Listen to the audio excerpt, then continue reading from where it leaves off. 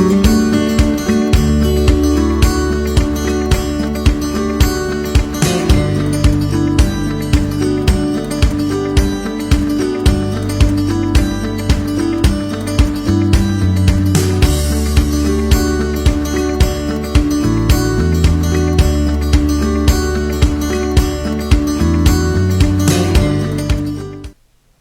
good evening, Galleon. This is Mayor Tom O'Leary back for another live stream.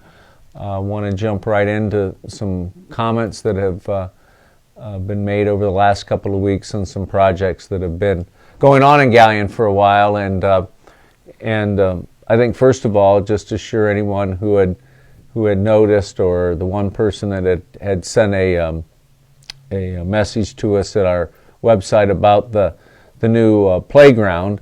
We did get that fixed. It's a hardware issue, and we think they've got the hardware fastened properly now. And the one comment that caused me to want to start out talking about this commented about the amount of money. Roughly $500,000 was spent, and it's and it's been here a week and it's already broken. And while the one thing about social media, it's open season for anyone to say anything, and I certainly respect that. I think it's open season going in all directions. And I'd say to anybody who has been involved in a complicated, even though this is only a relatively small project, when you go down there and enjoy it, you'll see there are a lot of pieces and parts to that playground. And to my way of thinking, to have one area that needs a little bit of final adjustment or fine-tuning, that's not any great surprise to me, and I continue to feel like this will be a real great asset for Galleon. So the idea of being so quick to point out something like that really points to says more about the person commenting than it does about the quality of the project. So I encourage people to go down there, and as it is used frequently by kids, I'm sure we'll have other items. And so, I'm glad it was pointed out to us. We got it fixed, and I think we'll go on from there. A couple other things that I saw, I think on our website, was a comment about street projects, and I don't know quite what a Mr. Miller was meant by that, but the roadway projects have been constructed here in the last 5 or 6 years. There have been 2 areas where we had to go back and do some repair. One is in a major project on Portland Way South, and certainly no one is more disappointed than the engineer and the city that paid for the project. We made that correction, and since then that service has been riding real well. The other area that some people might think that we built a project and then had to tear it up right away really was out just north of Ralphie's in the Cedar Gate, and there was a big water line break, and that attributes more to the nature of things, and stuff happens. Now, why that has been asphalted and not replaced with concrete is we wanted to make sure that we didn't have any sort of recurrence of the water line break, because it is relatively deep. My recollection is it's 25 feet or so down. So if we have another problem, we would have another medium-sized repair job. So I would assure drivers on Portland Way North that we'll get that rectangle that's been in asphalt for a year or more now back in concrete. Other project, it's hard to understand when somebody makes a comment about how we only fix the roads halfway. There's 2 other things that he might be speaking of. One is how there was a start and stop on Market Street. And once again, it's a little bit like the playground. If you've been involved in repair and construction, even on something as small as replacement of reinforcing of a bridge abutment and replacement of a deck, things happen. And in this particular case, we need to mobilize a different contractor, and that took a couple days. And I want to compliment Crawford Construction, who came to the city, came to bat for the city, and got that job completed.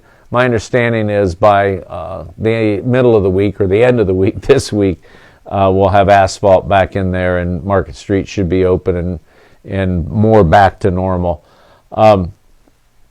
Last thing I want to say about roads being torn up, maybe the comment relates to all the construction that's being done by the gas company under contract with Mid-Ohio Pipeline. When all of that stuff has nothing to do with the city, except we are among the more frustrated of anyone when we see that our streets, some of them just recently resurfaced, have been cut up and for the most part patched pretty well. But I think I know the people in the service department, 8, 10, 12 of them, take a lot of pride in the work they do, and so do I and the people in the mayor's office. So when somebody says, that suggests somehow that we only repair the streets halfway, I really don't know what they're talking about. And what's cool about this live stream is it's wide open to ask a question. So if somebody has some more clarification on those two projects, we'll go from there. One other thing real quickly, then we'll get in to see if there are some questions. Everybody in town can see that there's progress on the Brant Road 598 traffic light. And there's my guess, if you want the short version of the story, is that it looks like the 1st of December, it will be switched on, ready for flash. And then if I'm not mistaken, there's 30 days, or is there 2 weeks of flash, Matt? It's 7 days of flash. Okay, well, there's only 7 days of flash. There'll be some signs going up here in the very near future indicating a change in traffic signals and the traffic pattern at the intersection, and then we'll go to flash for, as Matt said, a week, and then we'll be in full operation. So there's been a lot of questions about it, and have spent time on this live stream talking about it. The fact is, if the city hadn't moved to bring half the intersection within the city limits, there wouldn't be a light. There'd be really no point in talking about the light. So we've got a few more weeks, and from that point forward, we're going to have to really emphasize people being as careful as ever at that intersection and don't allow the traffic light to substitute for common sense and all the basic driver's ed skills that many of us learned a long time ago. So the traffic light will help control the intersection, but you're going to have to be on guard, for people driving in the intersection too fast and those sorts of things. So I guess I'll stop there.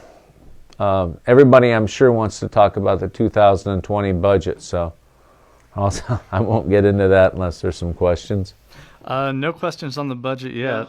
Actually, the first couple we had were asking for an update on the Brant Road traffic signals, so we've already gotten that out of the way. If there's another question, if that answered, the questions they answered were asked by what I said, that's cool. It's possible. I didn't cover it all. We're going to be talking with the county engineer and the trustees out there, the right approach to the intersection going northbound, or the east leg.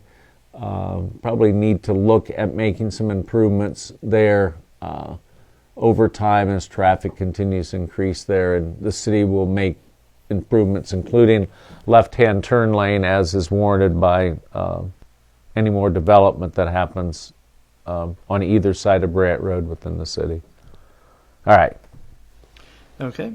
First question tonight comes from Bill regarding the Spectrum office here in town. Is there any way that office can be reopened?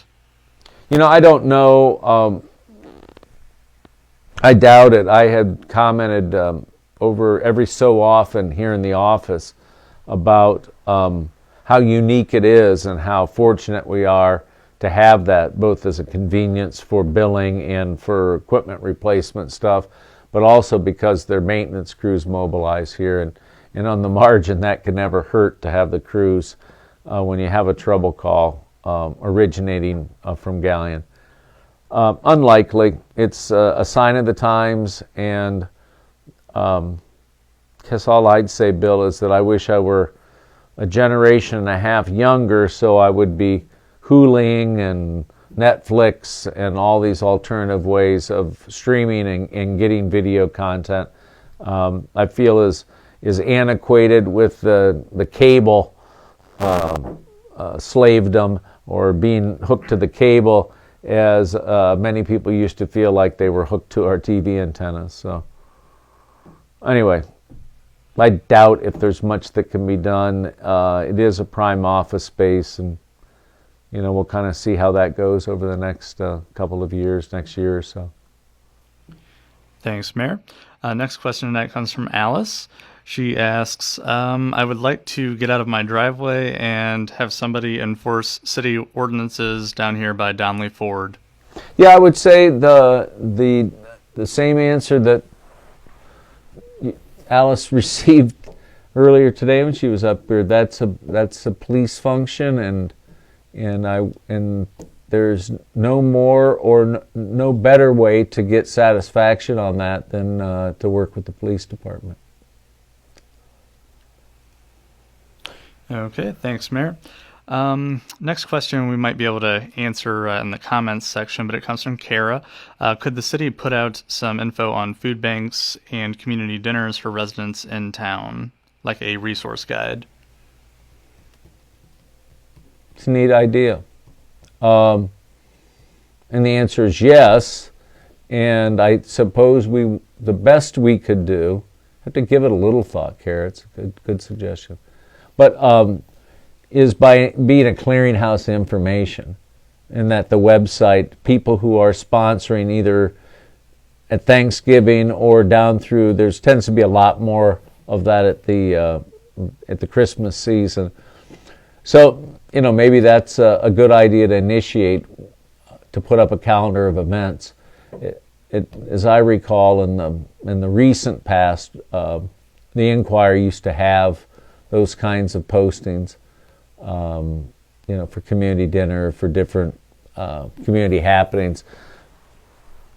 It's a good idea, and I also think it's something that we could work in conjunction with the local Community Action Commission office. Kind of dry, so sorry. Okay, thanks, Mayor. Next question tonight comes from Marie. Why are the restrooms at the reservoir locked and a porta pot put in front of them?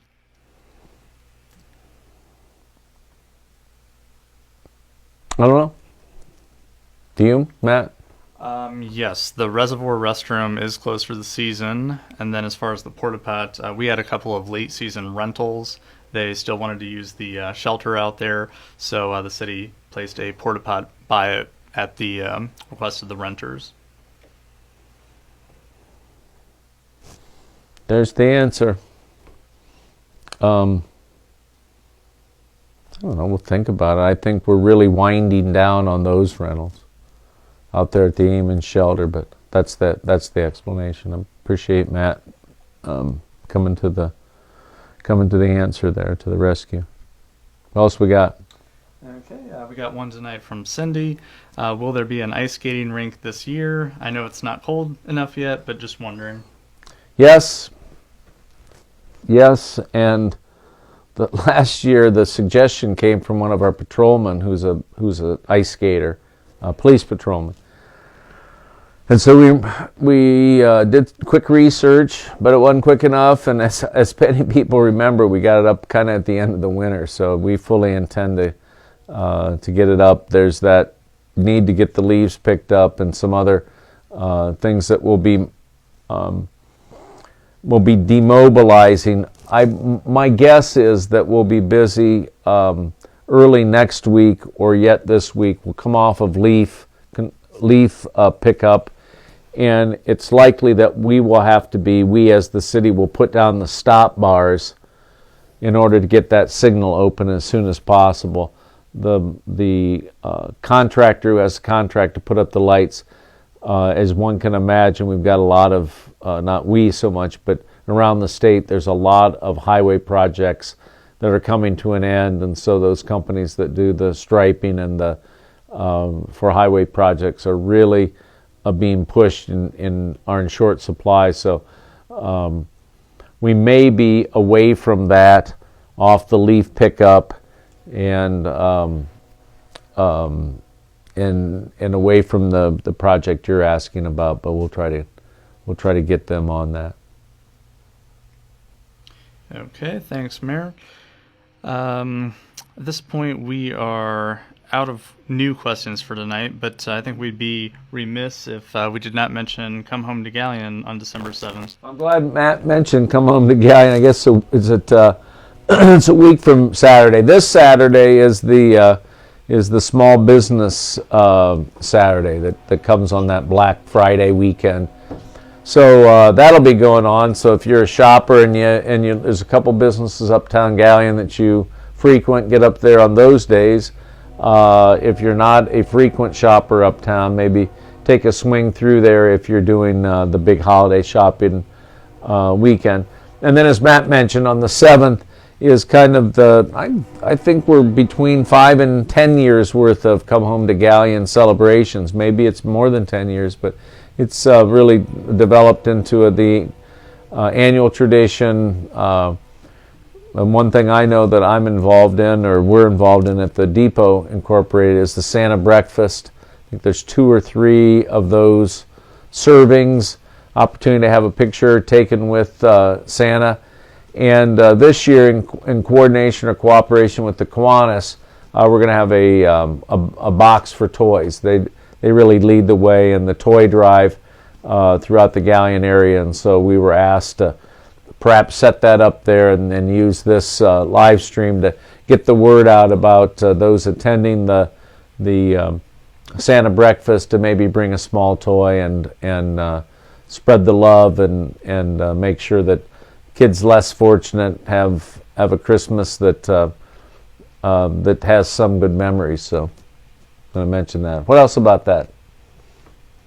On Come Home to Galleon, think there's the movie and same.